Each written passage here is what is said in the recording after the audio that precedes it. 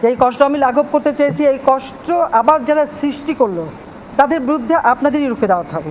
আমি এর নিন্দা করার ভাষা পাচ্ছি না। এই যে এই বাটপার, এই প্রতারক, এই যে ভুয়া তথ্যগুলো, ভুয়া বিচার চেয়েছে এবং আপনাদের মিডিয়ার কাছে কিন্তু বারবার একটি কথাই বলছে, তাদের বিচার এদেশের জনগণকে করতে হবে। আপনাদেরকে জ্ঞান আমি দিতে চাই না। কোটা আন্দোলন নিয়ে প্রতিবাদ করার বিপাকে সুপারস্টার শাকিব খান আমি বাইরে রিলিজ করতে অনেক খাটতে হয়েছে। সেই দেশের মানুষই যখন বিপদে, আমি কি করে প্রতিবাদ না করে থাকতাম। এখন উপর মহল থেকে বিভিন্ন হুমকি পাচ্ছি, সরাসরি হুমকি দিয়ে যাচ্ছে আমাকে নাকি গদি ছাড়া করবে। কিন্তু আমি তো ভেবেই পাচ্ছি না আমি কোন গদিতে বসে আছি। আমার ধর্ম প্রতিবাদ করা, আমি দায়ী করেছি, এবার যা হবার হবে। আমার পাশে আমার দেশের মানুষ রয়েছে। কিন্তু একটা মহল আমার পেছনে লেগেছিল, তারা কিন্তু আর অন্য কোনো কিছু, তারা অনেক কিছু সাজাতে চেয়েছিল কিন্তু কিছুই কিন্তু পারেনি। তারা ভেবেছিল শাকিব কথা এখানেই শেষ করছে।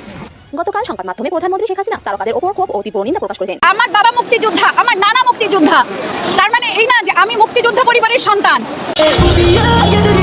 এই কষ্ট আবার যারা সৃষ্টি করলো তাদের বিরুদ্ধে আপনাদেরই রুখে দেওয়া হবে। এই বাটপার, এই প্রতারক, এই যে ভুয়া তথ্যগুলো, ভুয়া বিচার চেয়েছে,